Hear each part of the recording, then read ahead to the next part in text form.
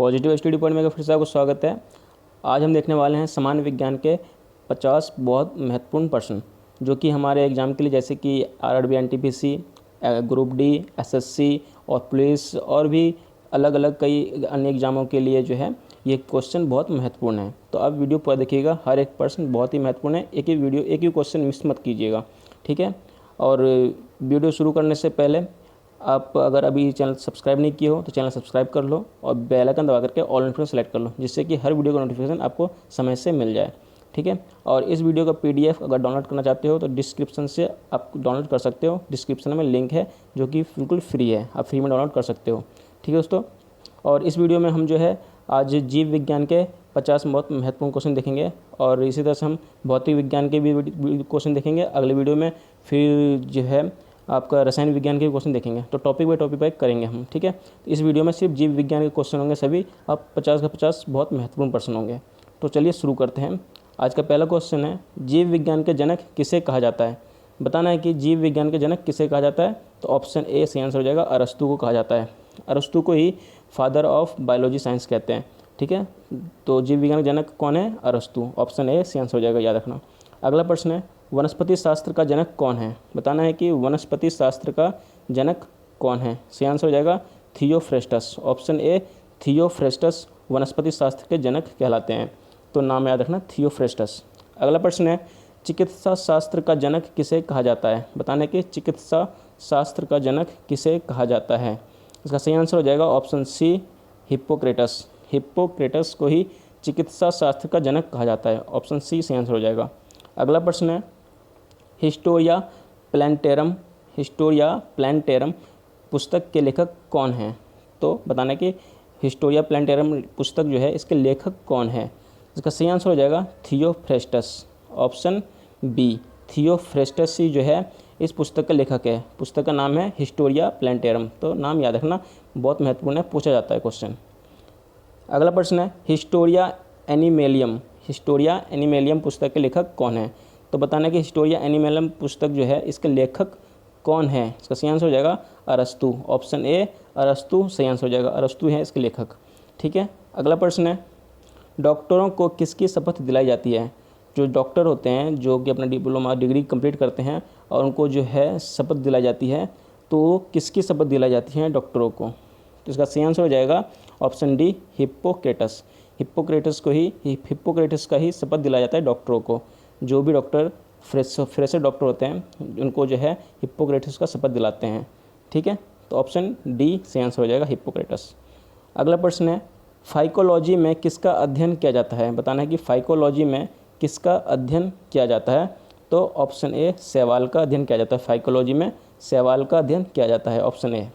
अगला प्रश्न है, माइकोलॉजी में किसका अध्ययन किया जाता है। बताना है कि माइकोलॉजी में किसका अध्ययन किया जाता है। माइकोलॉजी में अध्ययन किया जाता है कवक का। ऑप्शन बी सही आंसर हो जाएगा कवक का ही अध्ययन किया जाता है माइकोलॉजी में, तो याद रखना। अगला प्रश्न है, पर्यावरण का अध्ययन जीव विज्ञान की किस शाखा के अंतर्गत किया जाता है। तो पर्यावरण का अध्ययन बताना है कि जीव विज्ञान के किस शाखा के अंतर्गत पर्यावरण का अध्ययन किया जाता है। इसका सही आंसर हो जाएगा पारिस्थितिकी। ऑप्शन सी पारिस्थितिकी के अंदर ही जीव विज्ञान का जो है आपका जो है शाखा के अंतर्गत जो ही अध्ययन किया जाता है। पर्यावरण का अध्ययन जीव विज्ञान के पारिस्थितिकी शाखा के अंतर्गत किया जाता है। ऑप्शन सी सही आंसर हो जाएगा। अगला प्रश्न है, फूलों के अध्ययन को क्या कहा जाता है। बताना है कि फूलों के अध्ययन को क्या कहा जाता है। तो एंथोलॉजी। ऑप्शन बी एंथोलॉजी सही आंसर हो जाएगा, एंथोलॉजी कहा जाता है। अगला प्रश्न है, स्पर्मोलॉजी में किसका अध्ययन किया जाता है। तो बताना है कि स्पर्मोलॉजी में किसका अध्ययन किया जाता है। इसका सही आंसर हो जाएगा ऑप्शन ए बीज का। बीजों का अध्ययन किया जाता है स्पर्मोलॉजी में, बीजों का अध्ययन किया जाता है, तो याद रखना ऑप्शन ए सही आंसर हो जाएगा। अगला प्रश्न है, पीडोलॉजी में किसका अध्ययन किया जाता है। पीडोलॉजी में किसका अध्ययन होता है ये बताना है। तो पीडोलॉजी में भूमि का अध्ययन होता है। ऑप्शन बी भूमि का अध्ययन होता है पीडोलॉजी में, यानी कि ज़मीन, मिट्टी, ठीक है, याद रखना बी ऑप्शन सी हो जाएगा पीडोलॉजी में। अगला प्रश्न है, पौधों को नाम देने वाला विज्ञान कहलाता है। पौधों को जो नाम दिया जाता है वो किस विज्ञान के अंतर्गत दिया जाता है, उसे किस विज्ञान के नाम से जाना जाता है। तो पौधों का जो नामकरण होता है वह जो है वर्गीकी कहा जाता है, उस विज्ञान को वर्गीकी। ऑप्शन डी सी आंसर हो जाएगा वर्गीकी, जिसमें पौधों को अलग अलग वर्गों में बांटा गया है, उनको नाम दिया गया है, एक अलग अलग कैटेगरी बनाया गया है, तो उसके वर्गीकी कहते हैं। ऑप्शन डी सी आंसर हो जाएगा। अगला प्रश्न है फलों का अध्ययन कहलाता है, बताना कि फलों का अध्ययन क्या कहलाता है। तो फलों का अध्ययन की बात करें तो सी आंसर हो जाएगा pomology. Option D C answer हो जाएगा पोमोलॉजी। ठीक है, पोमोलॉजी कहा जाता है फलों के अध्ययन को। अगला प्रश्न है परागकणों का अध्ययन क्या कहलाता है, बताना है कि परागकणों का अध्ययन क्या कहलाता है। तो पैलिनोलॉजी। ऑप्शन बी पैलिनोलॉजी परागकणों का अध्ययन कहलाता है, पैलिनोलॉजी। तो ऑप्शन बी सही आंसर हो जाएगा। अगला प्रश्न है पादप विज्ञान की शाखा कवक शास्त्र में किसका अध्ययन किया जाता है। तो बताना है कवक शास्त्र में किसका अध्ययन किया जाता है। यह एक पादप विज्ञान की शाखा है कवक शास्त्र। इसमें जो है किसका अध्ययन किया जाता है यह बताना है। तो इसमें जो है फफूंद का अध्ययन किया जाता है, फफूंद। ऑप्शन ए सही आंसर हो जाएगा, फफूंद का अध्ययन किया जाता है इसमें। अगला प्रश्न है वृक्ष संवर्धन किसका अध्ययन है, बताना है कि वृक्ष संवर्धन किसका अध्ययन है। तो वृक्ष संवर्धन के बारे में बताना है यह किसका अध्ययन है। तो वृक्षों एवं वनस्पति की खेती, वृक्षों एवं वनस्पति की खेती को ही वृक्ष संवर्धन का अध्ययन कहा जाता है। ठीक है, तो याद रखना ऑप्शन ए सही आंसर हो जाएगा। अगला प्रश्न देखते हैं निम्नलिखित में से किसे वर्गीकी का पितामह कहा जाता है, बताना है कि वर्गीकी का पितामह किसे कहा जाता है। तो कौन जो है वर्गीकी का आविष्कार किया था, पौधों को या जीव जंतुओं को अलग अलग वर्गों में बांटा था। तो जो इसका सही आंसर हो जाएगा ऑप्शन सी लीनियस। ठीक है, ऑप्शन सी लीनियस सही आंसर हो जाएगा। ठीक है, लीनियस ने ही जो है वर्गीकी का आविष्कार किया था, अलग अलग वर्गों में बांटा गया था लीनियस के द्वारा ही। तो वर्गीकी का आविष्कारक कौन है, लीनियस। अगला क्वेश्चन है पुष्पी पादपों को किस वर्ग में रखा गया है। तो बताना कि पुष्पी पादपों को यानी कि जिस पौधों में फूल लगता है उसे किस वर्ग में रखा गया है। तो इसका सही आंसर हो जाएगा फेनरोगेम्स। ठीक है, फेनरोगेम्स में रखा गया है, फेनरोगेम्स। जिस भी पौधे पे फूल लगता है उसको फेनरोगेम्स में रखा गया है। अब जिस पौधे पे फूल नहीं लगता है उसके लिए अगला क्वेश्चन देखते हैं अपुष्पी पादपों को किस वर्ग में रखा गया है। तो बताना है कि अपुष्पी पादपों को किस वर्ग में रखा गया है। जिस पौधों पे फूल नहीं लगता है उसको किस वर्ग में रखा गया है। तो इसका सही आंसर हो जाएगा क्रिप्टोगेम्स। ऑप्शन ए क्रिप्टोगेम्स में रखा गया है। ऑप्शन ए सही आंसर हो जाएगा, क्रिप्टोगेम्स में रखा गया है। जिसको पुष्प नहीं लगता, जिसमें फूल नहीं लगता है, जिसमें फूल लगता है उसको रखा गया है फेनरोगेम्स में। तो याद रखना दोनों। अब अगला प्रश्न है वर्गीकरण की आधारीय इकाई क्या है। तो वर्गीकरण की आधारीय इकाई बताना है कि क्या है। तो वर्गीकरण की आधारीय इकाई क्या है, स्पीसीज। ऑप्शन सी आंसर हो जाएगा स्पीसीज। स्पीसीज के आधार पर ही जो है वर्गी का जो है निर्माण किया गया है। स्पीसीज के आधार पर ही बांटा गया अलग अलग वर्गों में। ठीक है, तो ऑप्शन सी सही आंसर हो जाएगा। अगला प्रश्न है हाइड्रोफाइटस क्या होता है, बताने कि हाइड्रोफाइटस के बारे में यह क्या होता है। तो हाइड्रोफाइटस जो होता है एक जलीय पौधे होता है। ठीक है, ये जो है एक जलीय पौधे होते हैं जिसको हाइड्रोफाइटस कहते हैं, जो कि जल के अंदर पाए जाते हैं। ठीक है, तो इस जलीय पौधे को ही हाइड्रोफाइटस कहा जाता है, याद रखना। अगला प्रश्न है जिन पौधों पर बीज बनता है किंतु पुष्प नहीं लगता है उसे क्या कहते हैं। बताना है कि जिन पौधों पे बीज लगता हो लेकिन फूल नहीं लगता है तो उसे क्या कहा जाता है। उसको जो है अनावृत बीजी कहा जाता है। जो बीज ढका हुआ ना हो, यानी कि जिस पौधे को फूल ना लगे, सिर्फ बीज लगे डायरेक्ट, तो वो अनावृति बीजी कहलाते हैं, अनावृत बीजी कहलाते हैं। ठीक है, अगला प्रश्न है एक इसमें और समझ लीजिएगा बात कि जिस भी पौधे पे फूल भी लगता हो और बीज भी लगता हो तो उसे आवृत बीजी कहते हैं। ठीक है, आवृत बीजी कहते हैं उसको। अगला प्रश्न है जीवाणु की खोज किसने की। बताना है कि जीवाणु की खोज किसने की। तो ल्यूवेनहॉक ने, ल्यूवेनहुक ने ही जीवाणु की खोज की थी। ऑप्शन डी से आंसर हो जाएगा ल्यूवेनहुक। अगला प्रश्न है जीवाणुविक कोशिकाओं में निम्न में से क्या नहीं पाया जाता है। तो जीवाणुविक कोशिका में जो है निम्न में से क्या नहीं पाया जाता है यह बताना है। तो सूत्रकणिका नहीं पाया जाता है। जीवाणुविक कोशिकाओं में सूत्रकणिका नहीं पाया जाता है, बाकी सब पाया जाता है। कोशिका भित्ति पाया जाता है, जीव द्रव्य भी पाया जाता है और राइबोसोम भी पाया जाता है। सिर्फ सूत्रकणिका नहीं पाया जाता है जीवाणुविक कोशिकाओं में, तो याद रखना आप। अगला प्रश्न है, बैक्टीरिया में पाए जाने वाला प्रकाश संश्लेषी आश्य क्या कहलाता है? तो बताना है कि बैक्टीरिया में पाए जाने वाला प्रकाश संश्लेषी आश्य क्या कहलाता है? तो इसका सही आंसर हो जाएगा ऑप्शन सी, वर्णकिल्वक। वर्णकिल्वक कहलाता है। क्या कहलाता है? वर्णकिल्वक कहलाता है। बैक्टीरिया में पाए जाने वाले प्रकाश संश्लेषण की एक क्रिया होती है, इसे वर्णकिल्वक कहते हैं। ठीक है। अगला प्रश्न है, निम्न में से सबसे छोटा जीव कौन सा है? बताने कि सबसे छोटा जीव कौन सा है दुनिया में, सबसे छोटा जीव? तो इसका सही आंसर हो जाएगा माइकोप्लाज्मा।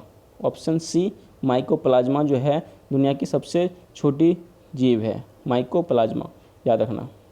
अगला प्रश्न है, मानव के आंत में कौन सा जीवाणु पाया जाता है? बताना है कि मानव के आंत में कौन सा जीवाणु पाया जाता है। इसका सही आंसर हो जाएगा एसररिशिया कोलाई। एसररिशिया कोलाई क्या नाम है? ऑप्शन बी, एसररिशिया कोलाई सही आंसर हो जाएगा। एसररिशिया कोलाई जो कि मानव के, हम मनुष्य के, हम सब के आंतों में पाया जाता है यह जीवाणु। ठीक है, एसररिशिया कोलाई नाम याद रखना आप।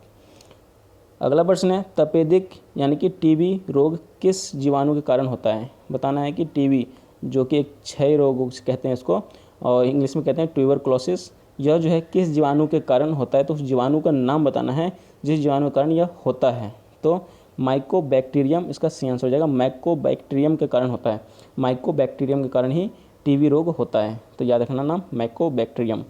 अगला प्रश्न है, एंटीबायोटिक अधिकांशतया किससे प्राप्त होता है? बताने कि सबसे अधिक एंटीबायोटिक किससे प्राप्त होता है? तो इसका सही आंसर हो जाएगा आपका जीवाणुओं से। ऑप्शन बी, सी, जीवाणु। ऑप्शन सी सही आंसर हो जाएगा, जीवाणु से एंटीबायोटिक सबसे अधिक मात्रा में पाया जाता है, जीवाणुओं से। अगला प्रश्न है, नाइट्रोजन यौगिकीकरण में कौन सी फसल सहायक है? तो बताना है कि नाइट्रोजन यौगिकीकरण में कौन सी फसल सहायक है? तो सही आंसर हो जाएगा फली। ऑप्शन सी सही आंसर हो जाएगा फली। फली जो है नाइट्रोजन यौगिकीकरण में जो सबसे अधिक फायदेमंद होता है। और यह जो है जैसे कि ये खेतों की जो मिट्टी होती है ना, उसमें नाइट्रोजन की कमी हो जाती है ना, तो उसको जो है पूरा करने के लिए हम दालों के पौधे लगाते हैं। छोटे दालों के पौधे, जैसे फली हो गया, ये भी एक प्रकार दाल है जो कि सबसे ज़्यादा उपयोगी है नाइट्रोजन यौगिकीकरण के लिए। ठीक है, तो नाम याद रखना फली, इसका सही आंसर हो जाएगा। अगला प्रश्न है, निम्नलिखित में से कौन सा रोग बैक्टीरिया से होता है? तो बताना है बैक्टीरिया से कौन सा रोग होता है इनमें से? तो सही आंसर क्या हो जाएगा इसका? तो सही आंसर हो जाएगा ऑप्शन ए, तपेदिक। तपेदिक सही आंसर हो जाएगा, जो कि टीबी कहलाता है, क्षय रोग जिसे कहते हैं, जो कि बैक्टीरिया के कारण ही होता है। ठीक है, तो ऑप्शन ए सही आंसर हो जाएगा। अगला प्रश्न देखते हैं, दही जमाने में किस सूक्ष्म जीव का प्रयोग किया जाता है? तो बताना है कि दही जमाने में किस सूक्ष्म जीव का प्रयोग किया जाता है, उस सूक्ष्म जीव का नाम बताना है। इसका सही आंसर हो जाएगा लैक्टोबैसिलस। ऑप्शन डी सही आंसर हो जाएगा, लैक्टोबैसिलस का प्रयोग किया जाता है दही जमाने के लिए। इसी जो है बैक्टीरिया के कारण ही, इसी एक प्रकार की बैक्टीरिया होता है जिसके कारण ही दही जमता है, दूध से दही जमता है। ठीक है, तो याद रखना। अगला प्रश्न है, निम्नलिखित में से किसके कारण दूध खट्टा हो जाता है? तो बताना है कि किसके कारण जो है दूध खट्टा हो जाता है? तो बैक्टीरिया के कारण होता है। ऑप्शन बी सही आंसर हो जाएगा, बैक्टीरिया के कारण ही दूध खट्टा हो जाता है। अगला प्रश्न है, कौन सा सहजीवी नाइट्रोजन यौगिकीकरण जीवाणु है? अभी हम पढ़े थे कि नाइट्रोजन यौगिकीकरण के लिए कौन सा फसल लगाया जाता है, तो फली का फसल लगाया जाता है, फली के पौधे लगाए जाते हैं। अब बताना है कि वो सहजीवी का नाम बताना है जो कि नाइट्रोजन यौगिकीकरण एक प्रकार का जीवाणु है, वो जीवाणु कौन सा है? तो बताना है नाइट्रोजन यौगिकीकरण के जीवाणु कौन सा है? तो सही आंसर हो जाएगा राइजोबियम। ऑप्शन ए, राइजोबियम वो जीवाणु है जो कि नाइट्रोजन यौगिकीकरण के लिए सबसे अधिक लाभ प्राप्त होता है। ठीक है, राइजोबियम। अगला प्रश्न है, सर्वप्रथम विषाणु यानी कि वायरस की खोज किसने की? तो वायरस की खोज किसने की ये बताना है कि सबसे पहले विषाणु यानी कि वायरस की खोज किसने की। तो सही आंसर हो जाएगा इवानोवस्की। इवानोवस्की सही आंसर हो जाएगा ऑप्शन बी, इवानोवस्की। इवानोवस्की नाम याद रखना आप, इनके द्वारा ही विषाणु को खोज किया गया था सबसे पहले। अगला प्रश्न है, हाइड्रोफोबिया रोग किसके कारण उत्पन्न होता है? तो हाइड्रोफोबिया के बारे में बताना है कि यह रोग किसके कारण जो है उत्पन्न होता है। तो यह जो एक विषाणु रोग है, विषाणु के कारण ही होता है हाइड्रोफोबिया रोग, ठीक है, विषाणु से होता है। और हाइड्रोफोबिया रोग जो है कुत्ते के काटने से होता है, ठीक है। अगर किसी को कुत्ता काट लेता है ना तो उसे हाइड्रोफोबिया होता है। और हाइड्रोफोबिया का कारण लक्षण क्या है? तो इसमें जो है जिसको भी बीमारी होता है उसको पानी से डर लगता है, ठीक है, उसको पानी से डर लगने लगता है, तो उसको हाइड्रोफोबिया कहते हैं, ठीक है। एक तरह की बीमारी है जो कुत्ते के काटने से होता है और यह विषाणु जनित बीमारी है। तो सही याद रखना, विषाणु जनित बीमारी है ये एक। अगला प्रश्न है, चेचक के टीके का विकास किसने किया था? बताने कि चेचक के टीके का विकास किसने किया था?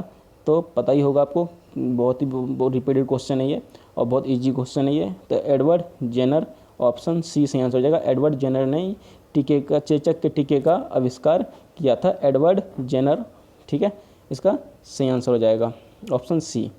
अगला प्रश्न है, निम्नलिखित में से किस में एंजाइम अनुपस्थित रहता है? बताना है कि निम्नलिखित से किस में एंजाइम जो है अनुपस्थित रहता है, यानी कि उसमें नहीं पाया जाता है, एंजाइम नहीं पाया जाता है किस में? तो इसका सही आंसर हो जाएगा विषाणु में। विषाणु में जो है एंजाइम जो है अनुपस्थित रहता है, ऑप्शन बी सही आंसर हो जाएगा विषाणु। अगला प्रश्न है, एड्स किसके कारण होता है? तो बताना है कि एड्स जो होता है वो किसके कारण होता है? तो सही आंसर हो जाएगा T4 लिम्फोसाइट्स की कमी से। किसकी कमी से? T4 लिम्फोसाइट्स की कमी से जो है एड्स रोग होता है। तो याद रखना, बहुत महत्वपूर्ण प्रश्न है ये। किससे कमी के कारण होता है? तो T4 लिम्फोसाइट की कमी से होता है। अगला प्रश्न है कि एड्स किसके द्वारा फैलता है? तो एड्स जो है किसके द्वारा फैलता है यह बताना है। तो यह जो है एक प्रकार का वायरस जनित बीमारी है, यह जो है वायरस के कारण फैलता है, ठीक है। यह जो है वायरस के कारण फैलता है जो कि आपको एड्स कहलाता है, ठीक है। अगला प्रश्न है, इबोला क्या है?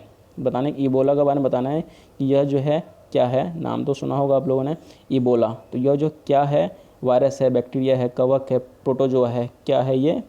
तो यह जो है वायरस है, एक प्रकार का वायरस है इबोला, ठीक है, एक प्रकार का वायरस है ये। ऑप्शन डी से आंसर हो जाएगा। अगला प्रश्न है, सार्स, SARS क्या है? बताना है कि यह सार्स जो है यह क्या है ये? तो यह जो है एक विषाणु जनित रोग है, ये विषाणु जनित रोग है, विषाणु से होने वाला रोग है सार्स।